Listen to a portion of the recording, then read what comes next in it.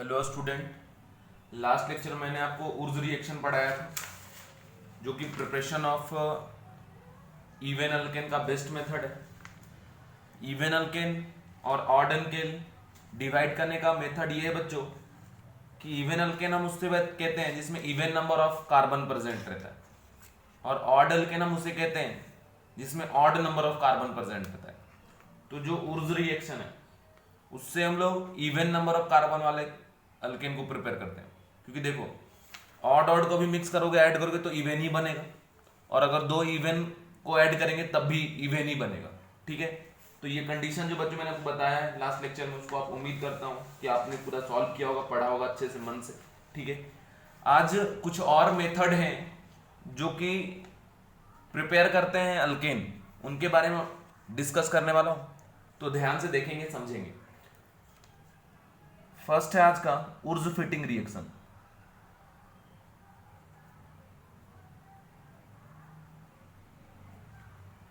उर्ज fitting reaction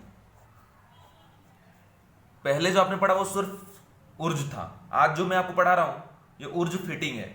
उर्ज में RX का reaction कराए थे सोडियम से इन प्रेजेंस ऑफ ड्राई ईथर, तो आरआर में कन्वर्ट हुआ था। लेकिन उर्ज फिटिंग है बच्चों कि फिनाइल हैलाइड आप ले लिए और प्लस अल्काइल हैलाइड आप ले लेंगे, दो ले लेंगे, और इनका रिएक्शन कराएंगे सोडियम के साथ इन प्रेजेंस ऑफ ड्राई ईथर।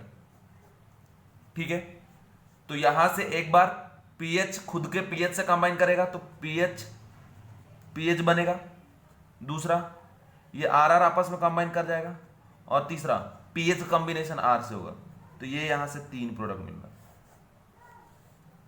फिर से देख लें क्या बताया मैंने, पीएचएक्स।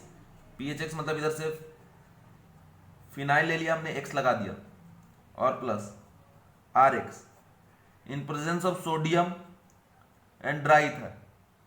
ये जो पीएच वाला जो सेक्शन है, ये फिनाइल वाला, ये जो रिंग है वो रिंग आपस में पहले कंबाइन होगा, एक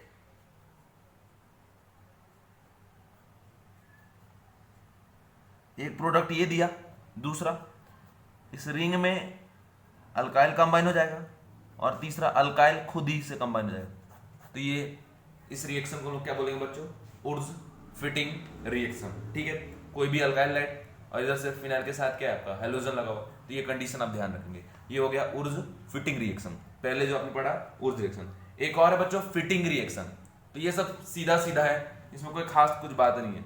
ठीक है, फिटिंग रिएक्शन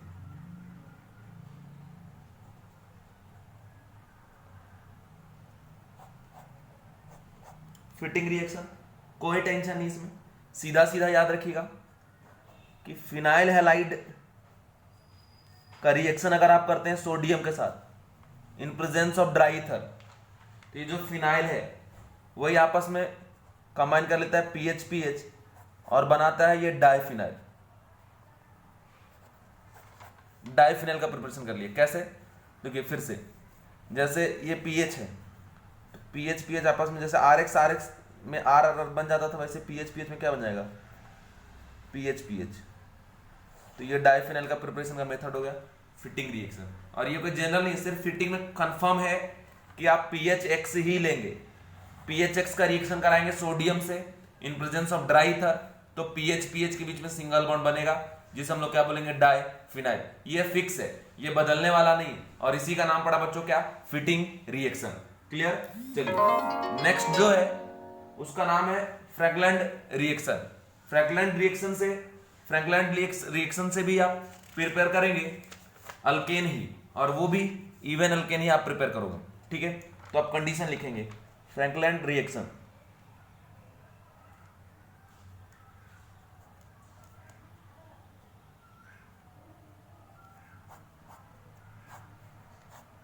फ्रैगलैंड रिएक्शन, ठीक है, इसमें कुछ भी नहीं बच्चों, इसमें सीधा आर एक्स का रिएक्शन आप करा दे जिंक के साथ, तो यहां भी आर आर बनेगा।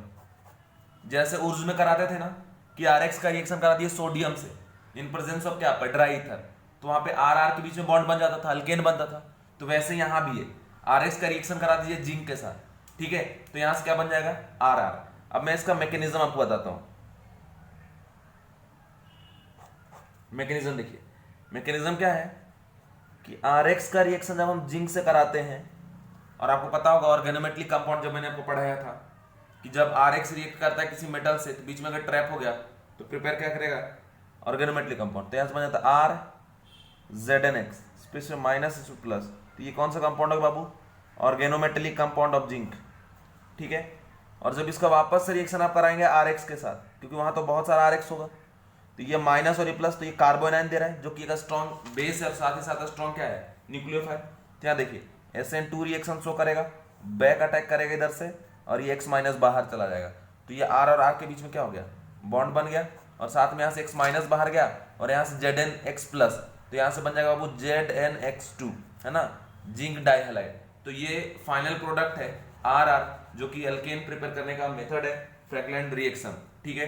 फिर से रिपीट कर दे रहा हूँ, फ्रैंकलैंड रिएक्शन एग्जैक्ट वैसे जैसे उर्ज रिएक्शन में RX का रिएक्शन करते थे sodium in presence of dry ether, तो RR बनता था, वैसे ही फ्रैंकलैंड रिएक्शन में होता है बच्चों कि अगर आप RX का रिएक्शन जिंक से कराते हैं, ठीक है, तो ये RR में ही कन्वर्ट होगा, ठीक है। मैकेनिज्म है कि RX का रिएक्शन करा दो जिंक के साथ, ठीक है, RX का रिएक्शन करवा दो जिंक के साथ, तो ये R माइनस ZnX प्लस में कन्वर्ट हो गया, एंड अगेन ये RX से जब रिएक्ट करेगा तो R माइनस इस R पे अटैक करके RR के बीच में बॉन्ड बना लिया और साथ में क्या बना लिया यहाँ पे ZnX2, ठीक है। तो ये कंडीशन है बच्चों, सारा बात बता दी।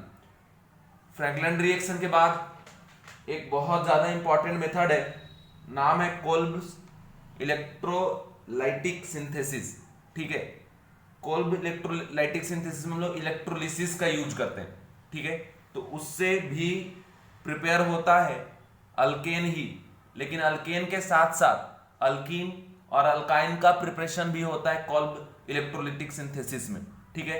और मैं बता दूं कोल्ब इलेक्ट्रोलाइटिक सिंथेसिस से ऑड एल्केन और इवन एल्केन दोनों ही बनता है, बट स्पेशली ये ऑड एल्केन के लिए ज्यादा बढ़िया है, ठीक है, स्पेशली क्योंकि कोई भी जितने भी मेथड आपने पढ़ा अभी तक प्रिपरेशन ऑफ अल्केन का वो सभी इवन एल्केन देते हैं, लेकिन कोल्ब इलेक्ट्रोलाइटिक सिंथेसिस आप जो पढ़ने वाले उसमें ऑड एल्केन भी बनेगा इवन ही बनेगा, डिपेंड करता है कंडीशन, बट स्पेशली ये कौन सा देता है, ऑड वाला। अब इसको हम लोग बोलते हैं शॉर्ट में KES, तो हेडिंग पर लिख लीजिएगा कोल्ब्स इलेक्ट्रोलाइटिक सिंथेसिस,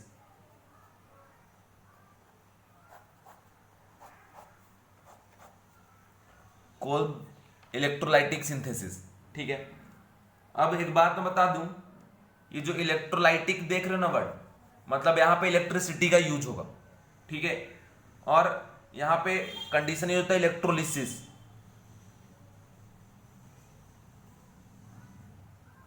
इलेक्ट्रोलिसिस जैसे हाइड्रोलिसिस, जब किसी का रिएक्शन वाटर के साथ करवाते हैं, ठीक है, तो हाइड्रोलिसिस होता है। इलेक्ट्रोलिसिस जब कोई रिएक्शन आप करवाएंगे इन प्रेजेंस ऑफ इलेक्ट्रिसिटी, तो उस रिएक्शन को हम लोग क्या बोलेंगे, इलेक्ट्रोलिसिस। तो यहां पे जो रिएक्शन होता है बच्चों वो इन प्रेजेंस ऑफ इलेक्ट्रिसिटी ही होता है, इसीलिए इलेक्ट्रोलिसिस बोलते हैं। और ये कोल्ब्स इलेक्ट्रोलाइटिक सिंथेसिस के में कंडीशन ये है कि इसमें उन रिएक्शन को हम लोग करवाते हैं कि जो कि नॉर्मली प्रिपेयर ना हो, नॉर्मल रिएक्शन ना शो करे, तब हम लोग कोल्ब इलेक्ट्रोलाइटिक सिंथेसिस मेथड का यूज करते हैं, ठीक है। अब देखिए इसमें क्या है, इसमें कंडीशन ये है RC double bond O minus Na plus का जब रिएक्शन H2O से करवाएंगे इन प्रेजेंस ऑफ इलेक्ट्रोलिसिस, इलेक्ट्रोलिसिस का मतलब सीधा बात वहां पे इलेक्ट्रिसिटी सप्लाई करेंगे, तो जब इलेक्ट्रिसिटी सप्लाई करते हैं तो यहां से अल्केन का प्रिपरेशन होता है। कैसे बनेगा, क्यों बनता है, पहले तो आपको मैं मैकेनिज्म बता देता हूं बच्चों, ठीक है। ये देखिए कोल्ब इलेक्ट्रोलाइटिक सिंथेसिस में जो रिएक्ट करने वाला वो कौन है, RC डबल बॉन्ड O, है ना, RC double bond O minus और Na प्लस, इसी फॉर्मेट में होना चाहिए, ठीक है। और साथ में क्या है, वाटर के प्रेजेंस में इसका क्या करवाएंगे, इलेक्ट्रोलिसिस। वाटर में जैसे इसको आप ऐड कर देंगे तो ये ब्रेक होगा RCOO माइनस और साथ में क्या आपका Na प्लस, क्योंकि जब भी किसी सॉल्ट को, है ना, जब भी किसी सॉल्ट को अब वाटर में डिसॉल्व करते हैं तो वो कैटायन और एनायन में ब्रेक हो जाता है। तो ये जो सब्सटेंस है इसमें भी दो सेगमेंट है, एनायनिक पार्ट भी है, कैटायनिक पार्ट भी है। तो ये सेपरेट हो जाएगा RCOO माइनस और साथ में क्या आपका Na प्लस, तो कैटायन और एनायन दो पार्ट में ये सेपरेट हो जाएगा, ब्रेक हो जाएगा इन प्रेजेंस ऑफ क्या आपका वाटर। और वहां पे हम लोग क्या करवाएंगे फिर इलेक्ट्रोलिसिस। तो इलेक्ट्रोलिसिस के वजह से ये सेपरेट हो पा रहा है, क्योंकि सेपरेट होने से अमाउंट ऑफ एनर्जी वो कौन प्रोवाइड करेगा, इलेक्ट्रोलिसिस। अब देखिए इसमें क्या कंडीशन होता है बच्चों, इसका जो प्रोडक्ट लिखेंगे वो किस हिसाब से लिखेंगे वो चीज मैं आपको जरा यहां समझा देता हूं। कंडीशन आप देखो क्या कंडीशन है। कंडीशन ये है कि जैसे आप पढ़ेंगे इलेक्ट्रोकेमिस्ट्री एक चैप्टर फिजिकल केमिस्ट्री में, वहां पे हमको पढ़ना है सेल के बारे में, और दो टाइप का सेल होता है। एक सेल होता है इलेक्ट्रोकेमिकल सेल और दूसरा सेल होता है इलेक्ट्रोलाइटिक सेल। तो इन केस ऑफ इलेक्ट्रोलिसिस हम लोग यूज करते हैं इलेक्ट्रोलाइटिक सेल का, ठीक है। ये इलेक्ट्रोलाइटिक सेल हम बना रहे हैं, ये कंटेनर समझ ले लिए, कंटेनर में दो इलेक्ट्रोड हम दे देते हैं, ठीक है, और इस इलेक्ट्रोड का हम कनेक्शन करवा देते हैं बैटरी से, ठीक है। ये पॉजिटिव टर्मिनल, ये निगेटिव टर्मिनल, और अगर ये पॉजिटिव से कनेक्टेड है तो इस इलेक्ट्रोड पे भी चार्ज क्या आ जाएगा, पॉजिटिव, और इस पे क्या आ जाएगा, निगेटिव, ठीक है। तो जो पॉजिटिव चार्ज कंटेन करता है इलेक्ट्रोड उसको हम लोग बोलते हैं एनोड, और निगेटिव चार्ज वाले को क्या बोलते हैं, कैथोड, ठीक है। और इसको हम क्या बोलते हैं बच्चों, कैथोड। यहां मैं अभी आपको शॉर्ट में बता रहा हूं, ठीक है, किस में बता रहा हूं, शॉर्ट में। बाद में ये चीज इलेक्ट्रोलाइटिक सेल 4-5 क्लास पढ़ना पड़ेगा, 2-2 घंटे की क्लास, ठीक है, डिटेल में फिजिकल केमिस्ट्री में, और वो मैं आपको पढ़ाऊंगा। बट अभी यहां देखो, यहां कंडीशन ये है कि यहां पे वाटर में हमने डिजोल्व क्या किया, RCOO माइनस और साथ में क्या Na प्लस। तो ये ब्रेक होगा किस में आपका, RCOO माइनस Na प्लस।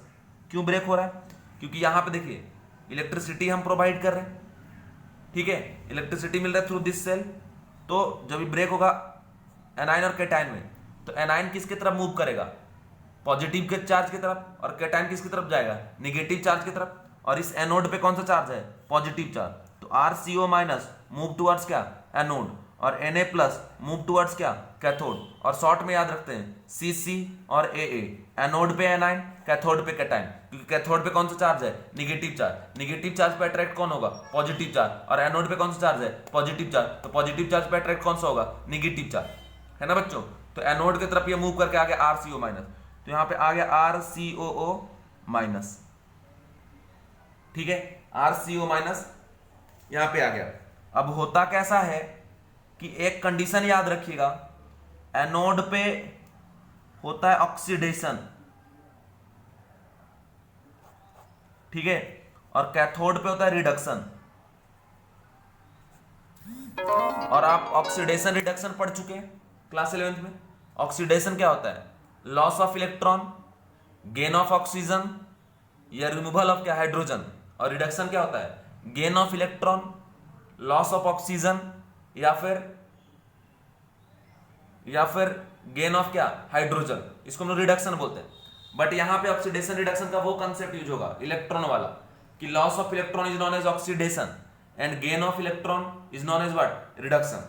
तो होता कैसे बच्चों कि ये जो एनायन यहां पे आया है RCO माइनस, इसमें होता है ऑक्सीडेशन, और जब ऑक्सीडेशन होगा तो ये इलेक्ट्रॉन लॉस करता है, और जब ये इलेक्ट्रॉन लॉस करेगा तो ये इलेक्ट्रॉन रिसीव कर लेता है ये एनोड, और एनोड के थ्रू इस वायर में आता है इलेक्ट्रॉन, और इलेक्ट्रॉन ऐसे मूव करते हुए इस वायर के थ्रू इस प्लेट पे आता है, निगेटिव प्लेट पे, क्योंकि निगेटिव प्लेट पे आता है, ठीक है। और इसके थ्रू जो इलेक्ट्रॉन है वो रिलीज यहां पे होगा, और यहां इसके सामने कौन बैठा हुआ है, सोडियम प्लस फॉर्मेट में सोडियम कैटायन प्रेजेंट है। तो जो सोडियम कैटायन प्रेजेंट है, इसके थ्रू जो इलेक्ट्रॉन यहां पहुंचा, उस इलेक्ट्रॉन को रिसीव करके Na प्लस और प्लस इलेक्ट्रॉन लेके सोडियम में कन्वर्ट हो जाएगा, और फिर वो सोडियम वाटर के साथ रिएक्ट करके, क्योंकि बहुत ज्यादा रिएक्टिव है, वो सोडियम हाइड्रोक्साइड बेस का फॉर्मेशन करना चालू कर देगा।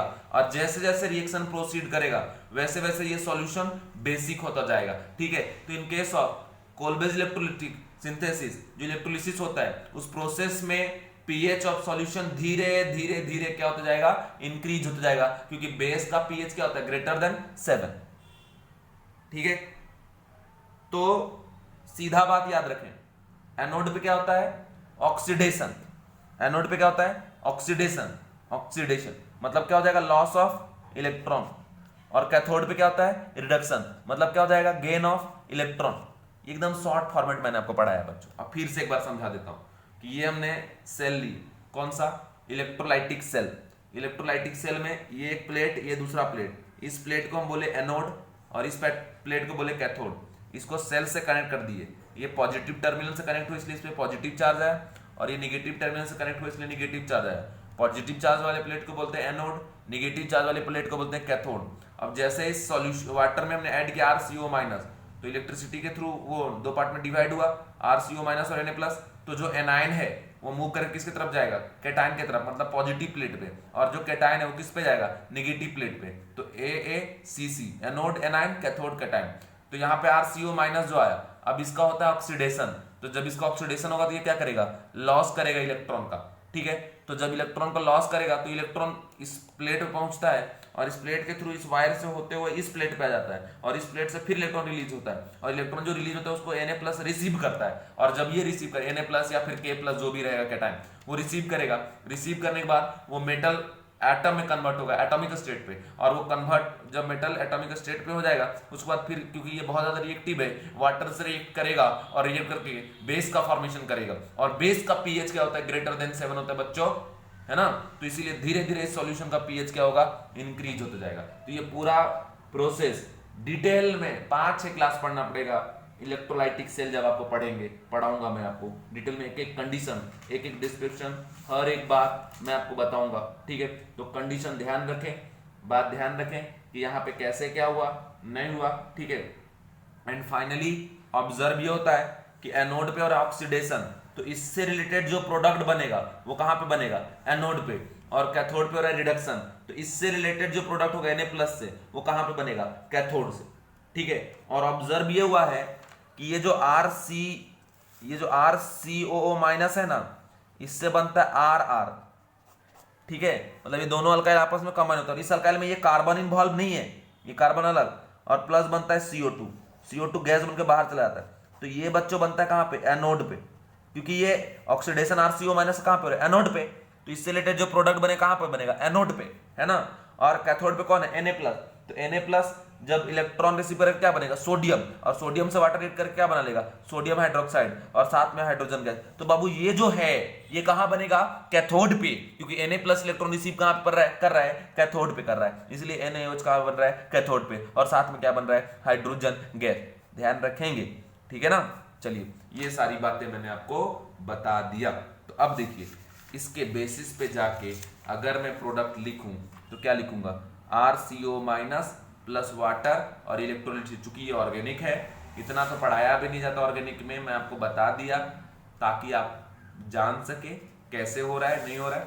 अब देखिए ये रिएक्ट कर रहा है वाटर से, इलेक्ट्रोलिसिस करवा रहे, तो जब इलेक्ट्रोलिसिस करवा रहे मतलब कोई भी इलेक्ट्रोलाइटिक मेथड चल रहा है, तो यहाँ पे क्या होगा कि RCOO, इस R में ये C इन्वॉल्व नहीं है, ये कार्बन अलग रहेगा ऑलवेज, और ये कार्बन CO2 में चल जाएगा। तो यहां से प्रोडक्ट बनेगा बच्चों R, ठीक है।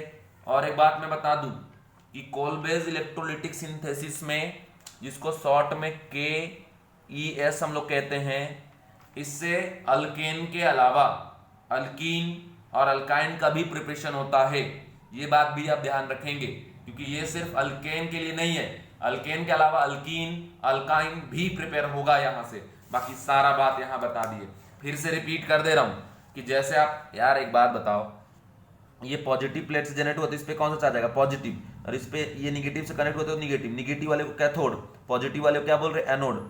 और अगर इस पे पॉजिटिव चार्ज है तो इसके तरफ अट्रैक्ट होकर कौन आएगा, निगेटिव चार्ज, इस पे निगेटिव चार्ज अट्रैक्ट होकर कौन आएगा, पॉजिटिव चार्ज। तो ये जो आप डाल रहे हैं ना RCO माइनस Na प्लस, ये डिवाइड हो किसमें, RCO माइनस और Na plus, negative charge attract toward positive charge, negative, और ये पॉजिटिव अट्रैक्ट टुवर्ड क्या, निगेटिव। और जो एनोड का प्रॉपर्टी है कि एनोड पे होता है ऑक्सीडेशन, तो जब ऑक्सीडेशन हो तो लॉस करेगा क्या आपका इलेक्ट्रॉन, उससे क्या बनेगा, प्रोडक्ट। तो प्रोडक्ट बन रहा है RR और CO2, कहां पर बना है, एनोड पे, इसलिए बोले एनोड प्रोडक्ट। और कैथोड पे क्या बन रहा है, तो NaOH बन रहा है H2। कैसे, तो इलेक्ट्रॉन जब इस वायर के थ्रू यहां पहुंचा तो Na प्लस रिसीव किया, Na बना, और Na का फिर रिएक्शन हो गया किससे, वाटर से, तो NaOH और प्लस हाइड्रोजन गैस रिलीज कर दिया, ठीक है।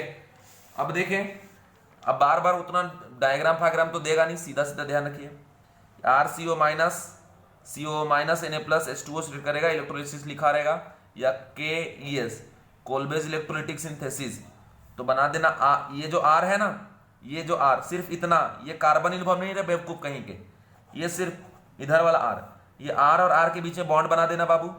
फिर बाद में ये C, ये O और ये O है ना, ये C और O मिलके ये बना लेगा CO2, ये प्रोडक्ट बना दो।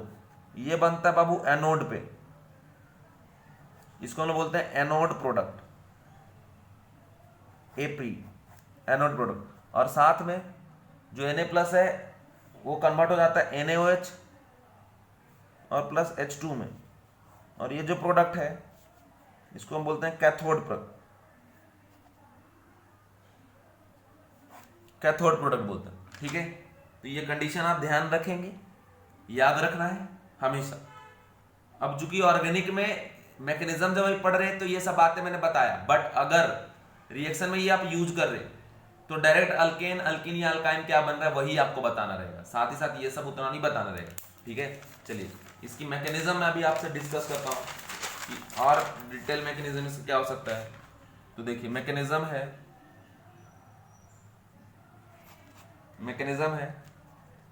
एट एनोड, तो आपने देखा ना एनोड पे चल के कौन गया था, RC डबल बॉन्ड OO-, ठीक है।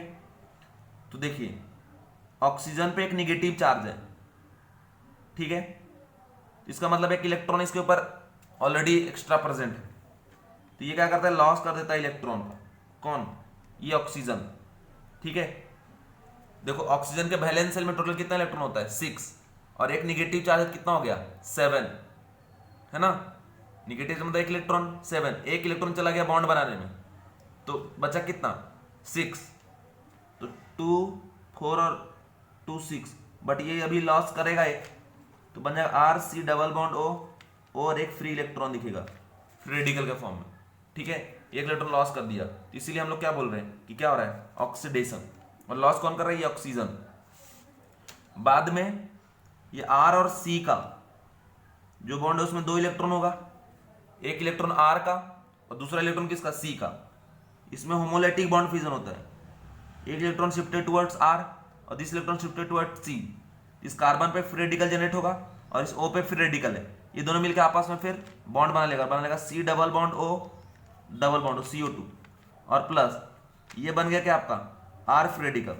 ये R फ्री रेडिकल ही हमारा क्या है बच्चों, इंटरमीडिएट, ठीक है। ऐसे बहुत सारे फ्री रेडिकल बने होंगे। अब ये फ्री रेडिकल आपस में कॉम्बिनेशन रिएक्शन शो करेंगे और प्रोडक्ट बना लेगा क्या आपका RR। तो देखिए इसीलिए बन रहा है RR, लेकिन इस R में ये C इन्वॉल्व नहीं है, ये C कहां जा रहा है, CO2 में जा रहा है। ये चीज भी आपको ध्यान रखना है कि ये जो C है वो CO2 में जा रहा है, वो R में इन्वॉल्व नहीं है बच्चों, ठीक है। तो ये कंडीशन यहाँ पे हो गया कि R में R यहाँ रह गया, RR सीधा प्रोडक्ट कैसे लिखेंगे, तो ये C को मत, सीधा R को R से बॉन्ड बनवा दो, जैसे मिथाइल है मिथाइल मिथाइल, इथाइल है इथाइल इथाइल, ठीक है। आइसोप्रोपाइल है आइसोप्रोपाइल प्रोपाइल, ठीक है। ये कंडीशन ध्यान रखिएगा। लेकिन एक बात याद रखिएगा कि अगर ये R 3 डिग्री है तो 3 डिग्री आपस में कंबाइन नहीं हो सकता, क्योंकि वहां पे जब कंबाइन होने आएगा तो उनके बीच में रिपल्सन बहुत ज्यादा होता है। तो इसीलिए कंडीशन ये ऑब्जर्व हुआ है कि ये RR वाला condition, if R is equal to 1 degree या 2 डिग्री तभी ये बात वैलिड है। लेकिन अगर 3 डिग्री हुआ तो फिर अल्केन का प्रिपरेशन वहां नहीं होता बच्चों, प्रिपरेशन हो जाता है ईस्टर का। बोलोगे कैसे, तो बताता हूं।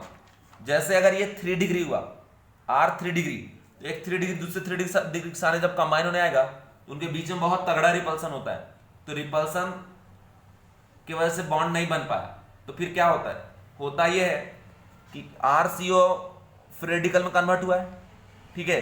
तो मान लो 100 है ऐसे, तो 100 में से 50 R फ्री रेडिकल में कन्वर्ट होता है, 3 डिग्री फ्री रेडिकल, और फिर ये फ्री रेडिकल इस O फ्री रेडिकल के साथ बॉन्ड बनाना चालू करता है और ये प्रिपरेशन कर लेता है ईस्टर का। तो याद रखना, if R is equal to 3 degree, ठीक है, R free radical equal to 3 degree, then product बनाएगा R C double bond O free radical से कंबाइन होकर बना लेगा R। ये हो गया क्या आपका ईस्टर। तो मतलब यहां से एस्टर का भी प्रिपरेशन होगा, लेकिन इसके लिए ये 3 डिग्री फ्री रेडिकल होना चाहिए। अगर ये फ्री रेडिकल का टाइप 3 डिग्री है तभी इस एस्टर का प्रिपरेशन होगा। अगर फ्री रेडिकल का टाइप 3 डिग्री नहीं है तो ये एस्टर बनने वाला नहीं। ठीक है, ये चीज, ये बात ध्यान रखें। और ये कैसे बनता है, तो मान लो कि अगर ये 3 डिग्री है यहाँ पे आर में, तो ये इसमें कन्वर्ट तो होता है, बट इसमें 50-100 है, तो मान लो या जितना उसमें 50% कन्वर्ट होता है फ्री रेडिकल में, और 50% इसी फॉर्म में रहता है, और फिर O का फ्री रेडिकल आर के फ्री रेडिकल से कंबाइन करके स्टर का फॉर्मेशन कर लेता है बच्चों। ठीक है ना, चलिए ये बात मैंने ध्यान रखना। ठीक है, ये मेजर प्रोडक्ट हो जाएगा in case of R is equal to क्या, 3 डिग्री। और R 3 डिग्री नहीं तो चुपचाप ऐसे बनाते जाओ ना, खटाखट खटाखट खटाखट। ठीक है, कोई टेंशन लेने की जरूरत नहीं है। अब बात करता हूं मैं एट कैथोड पे।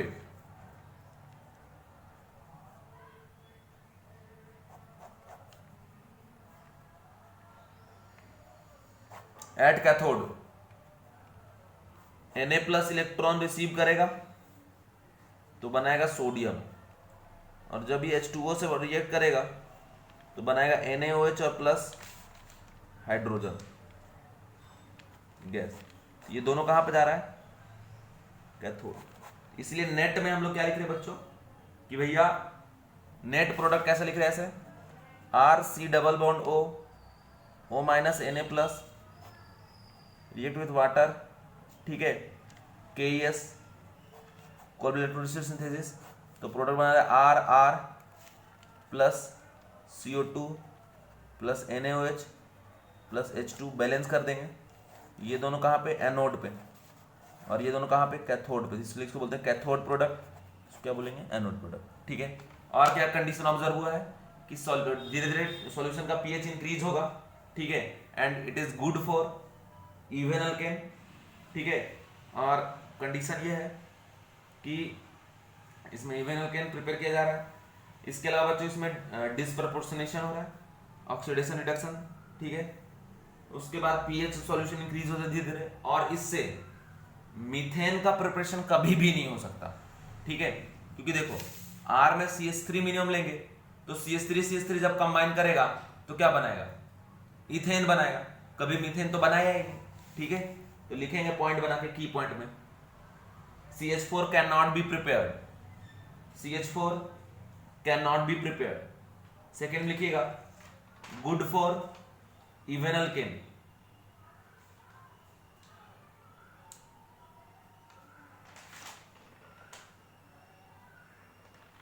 Good for even alkane.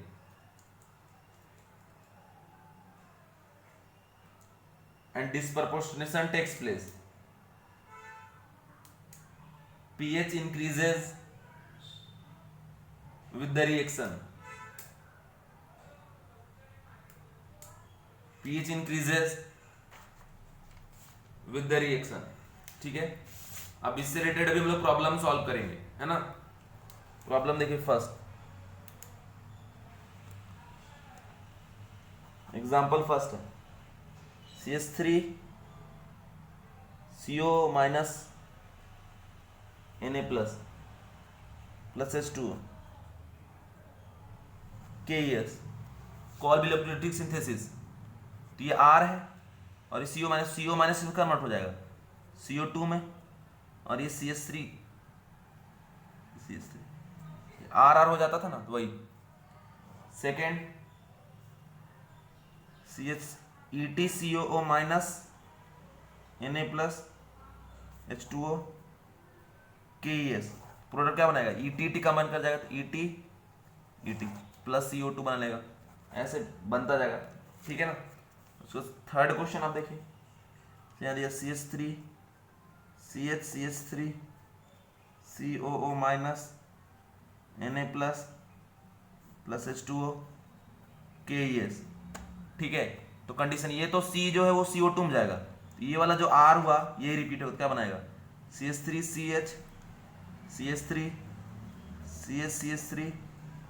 CH3, तो ये आपका प्रोडक्ट बना रहा है। ठीक है, और साथ में बनेगा CO2। फोर्थ में देखो बच्चों, फोर्थ में कंडीशन क्या है कि अगर आप ऐसा दिया CH3C CH3 CH3 CO minus और यहाँ दिया K प्लस और साथ में H2O KES। तो आप यहाँ देखिए इस बार क्या है, यहाँ पे 3 डिग्री है ये, इससे जो फ्री रेडिकल जनरेट होगा कैसा होगा 3 डिग्री, और 3 डिग्री वाला तो स्टेप से रिएक्शन शो करता ही नहीं है। उसमें क्या हमने प्रोडक्ट बताए थे, CH3C CH3 CH3O sorry C double bond O, ठीक है, और यहाँ से प्रोडक्ट बना लेगा CH3 CH3, ठीक है। जैसे यहाँ बताया थे ना कि अगर टर्सरी हो तो क्या बने RC, जैसा ही वैसा ही रहेगा, इसमें R कनेक्ट हो जाएगा। तो देखिए RC दिस टर्सरी है तो RCO में कनेक्ट हो गया आपके R क्या है दिस टर्सरी ब्यूटल, तो ये यहाँ से प्रोडक्ट बन गया। नेक्स्ट क्वेश्चन है, नेक्स्ट क्वेश्चन देखिए, अगर ऐसा कंडीशन हो है ना, COO Na COO Na, ठीक है। तो देखिए यहाँ पे 2 पॉइंट पे CO मैंने यहाँ फ्री रेडिकल जनरेट होगा और यहाँ फ्री रेडिकल जनरेट होगा इन प्रेजेंस ऑफ वाटर KES। तो याद रखना बच्चों कि कोल्बेज इलेक्ट्रोलिसिस जब होता है सिंथेसिस और 2 जगह फ्री रेडिकल जनरेट हो रहा है तो फिर इंट्रामॉलिक्यूलर रिएक्शन ही ज्यादा रिएक्टिव होता है, मतलब अपने ही मॉलिक्यूल में आपस में रिएक्ट कर लेगा, और ये फ्री रेडिकल मिलकर आपस में बॉन्ड बना लेगा, कंबाइन होकर रिंग का फॉर्मेशन कर लेगा। अगर आजू बाजू में रहेगा तो डबल बॉन्ड में कन्वर्ट हो जाएगा, ठीक है। अगर यहाँ फ्री रेडिकल जनरेट हुआ और यहाँ फ्री रेडिकल जनरेट हुआ तो डबल बॉन्ड में कन्वर्ट हुआ, ठीक है। इसीलिए मैंने बोला था कि अल्केन के साथ साथ यहाँ पे अल्कीन है ना का भी फॉर्मेशन होने का पॉसिबिलिटी होता है, अल्कीन के साथ साथ अल्काइन का भी फॉर्मेशन होने का पॉसिबिलिटी होता है, ठीक है ना। तो अब देखिए कंडीशन आप देखिए, जैसे ये तो C जो ऑलवेज है वो कहाँ जाता है CO2 में, ये C कहाँ चला जाएगा CO2 में, और फिर ये फ्री रेडिकल आपस में कंबाइन कर लेगा, तो 1 2 3 4 5 मेंबर रिंग का फॉर्मेशन कर लेगा, है ना। चलिए नेक्स्ट जरा आप देखिए, नेक्स्ट कंडीशन क्या है कि अगर रिएक्शन आप कराते हैं इसका, देखिए CO minus K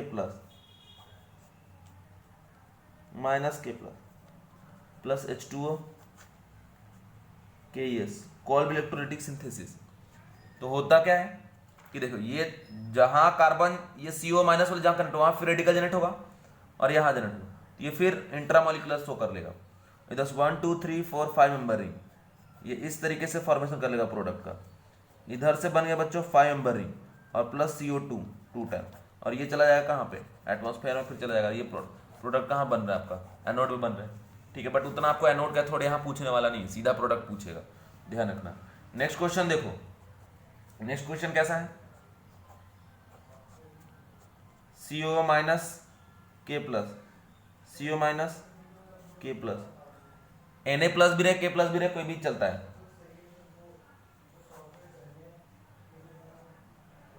plus H2O, ठीक है। कोल्ब इलेक्ट्रोलिटिक सिंथेसिस,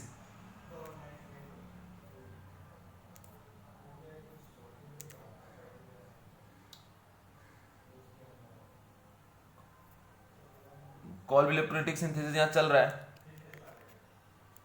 अब यहां पे कंडीशन कैसा है कि अगर प्रोडक्ट आप बनाते हैं, देखिए यहां फ्री रेडिकल जनरेट होगा, यहां फ्री रेडिकल, ये आपस में बॉन्ड बना लेगा और डबल बॉन्ड में कन्वर्ट हो जाएगा, ठीक है ना। नेक्स्ट क्वेश्चन पे अगर आप जाते हैं,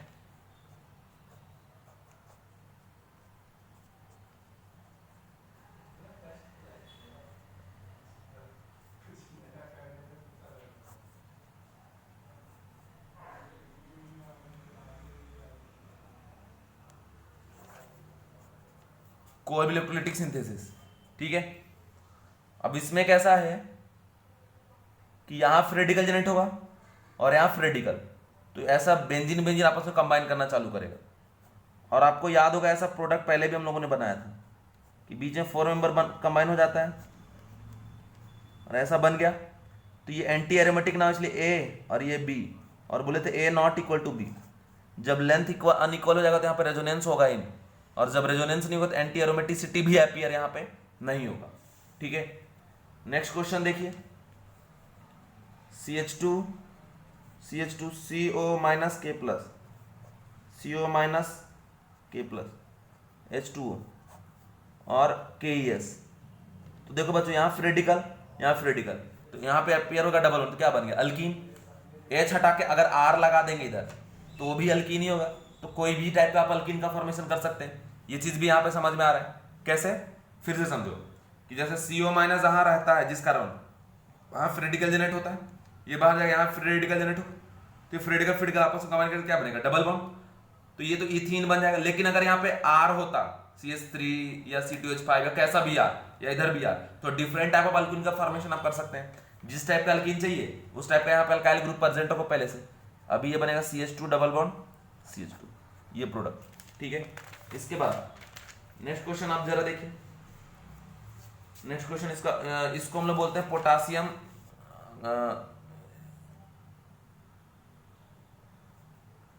पोटासियम सक्सीनेट। ठीक है, पोटासियम सक्सीनेट बोलते हैं इसको। उसके बाद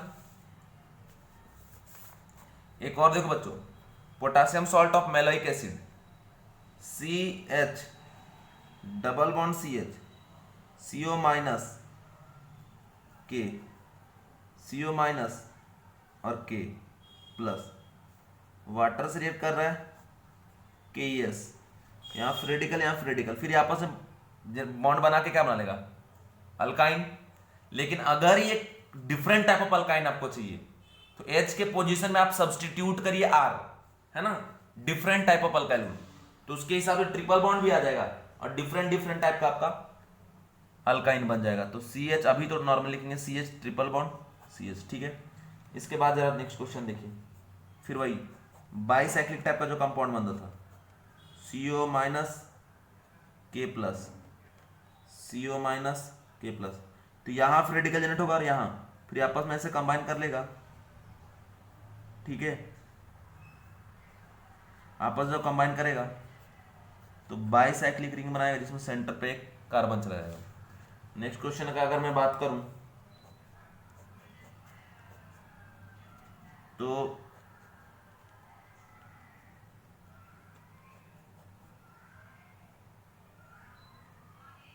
ठीक है, यहां जरा देखिए, H2O से रिएक्शन अगर कराते हैं कोर इलेक्ट्रोलाइटिक सिंथेसिस, है ना, तो यहाँ फ्रेडिकल जनरेट होगा और यहाँ फ्रेडिकल, फिर ये आपस में कंबाइन कर लेगा, तो यहाँ से प्रोडक्ट बनाएगा बच्चों कैसा, बीच में जाएगा दो कार्बन। ठीक है, इस तरीके से, अरे देखो ध्यान से,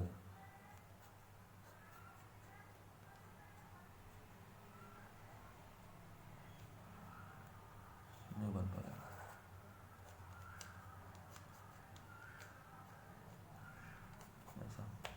ठीक है, इसके बाद नेक्स्ट क्वेश्चन देखिए, मतलब जब जब एक ही कंपाउंड में दो फ्रेडिकल जनरेट हो जाए ना, दो पॉइंट पे, दो कार्बन पे, तो वहां पे इंटरमॉलिक्यूलर रिएक्शन होगा। ठीक है, और भी आपको मैं दिखाता हूं, और भी कंडीशन आप देख लो जरा। और भी कंडीशन क्या है, CO माइनस के प्लस, CO माइनस के प्लस, CO माइनस और क्या के प्लस, CO माइनस और के प्लस, ऐसे प्रॉब्लम आपको मैंने सॉल्व कराया था उस दिन भी। ठीक है, KES, तो यहाँ फ्रेडिकल यहाँ फ्रेडिकल यहाँ फ्रेडिकल, ये फ्रेडिकल, तो ये दोनों आपस में है और ये दोनों आपस में, तो स्पाइरो कंपाउंड का फॉर्मेशन हो जाएगा ये। ठीक है, ये दोनों अगर आपस में करते फिर ये दोनों करता, कोई भी। नेक्स्ट क्वेश्चन अभी आपके दिमाग में आ गया होगा हम कौन सा कराने वाले, जिससे क्यूबेन का फॉर्मेशन होता है बच्चों, CO माइनस के प्लस, CO माइनस और के प्लस, अगर H2O से रिएक्शन करा दे KES, तो यहाँ जनरेट होगा फ्रेडिकल और यहाँ जनरेट होगा फ्रेडिकल, और फिर ये आपस में बॉन्ड बना लेंगे और कंप्लीट क्यूब का फॉर्मेशन हो जाएगा।